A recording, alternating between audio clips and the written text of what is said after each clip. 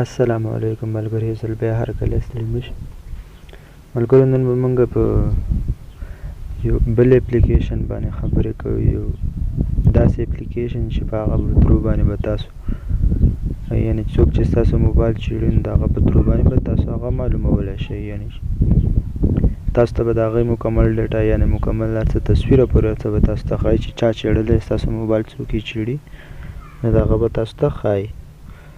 نو دغه په باره کې به ځو ویډیو طرف ته. ویډیو شروع کوو. تاسو زموږ چینل سبسکرایب کړی نه یې بس زموږ چینل سره سبسکرایب کړئ، بس دغه یوه هیله نه کوو.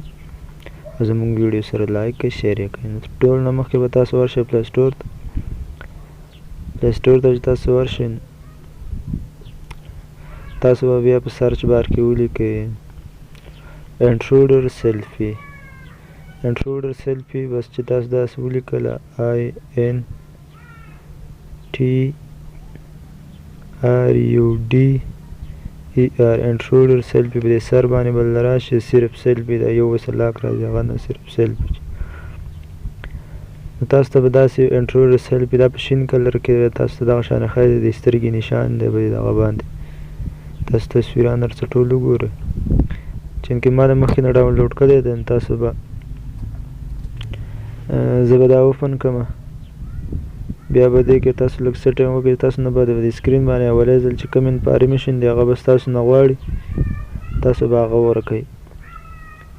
یعنې تاسو به راشئ سیټینګ ته. سیټینګ کې به تاسو اول وګورئ په نمبر آف پکچر، په دې کې به تاسو چیک اپ وکړئ تاسو څونه تصویران سیو کول غواړئ نو هغه به په دې کې سلیکټ کړئ. یعنې که تاسو یو غواړئ، که دوه ترې غواړئ، که درې څوک چې ستاسو موبایل چیړي چې څو تصویران ترې وباسي نو هغه ترې کېږي. او که بیا په دې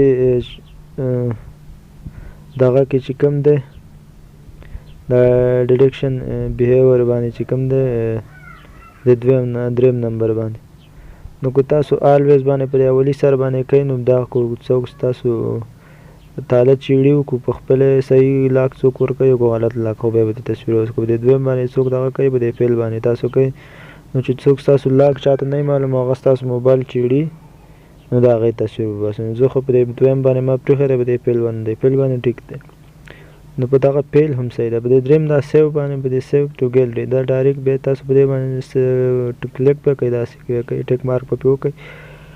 نو چې د دې کوم تصویر و ستاسو دغه چا چې ستاسو موبایل یا چیړو یا ستاسو پاسورډ ورته نه ومانه ستاسو موبایل نو هغې تصویر به ډایرکټ ځي، یعنې دغه ته به ځي.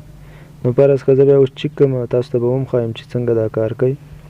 نو زه به خپل موبایل لږ لاک کړم داسې، خو زما په موبایل په سکرین باندې ویډیو روان ده نو لاک کول چې زه لاک کړم نو ویډیو به رانه سټاپ کېږي.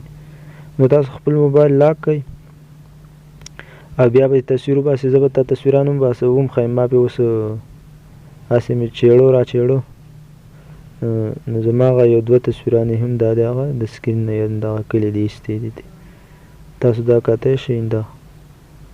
نو بس په دغه باندې ستاسو دغه موبایل څوک چې چیړي ستاسو موبایل د هغې پته پرې لګي. نو امید د نننۍ ویډیو هم دومره ویډیو نوره نه اوږده کوم. زموږ ویډیو سره لایک شیر یې وساتئ. زموږ چینل سره که تاسو سبسکرایب کړی نه زموږ چینل سره سبسکرایب کړئ، بیل آیکن ورسره ووایئ چې زموږ هره نوې ویډیو تاسو ته بیا په وخت باندې میلاویږي. نو بیا به هم په یو بله ویډیو کې میلاویږو، د هغې پورې موږ ته راکړئ اجازه د لویل له پامه.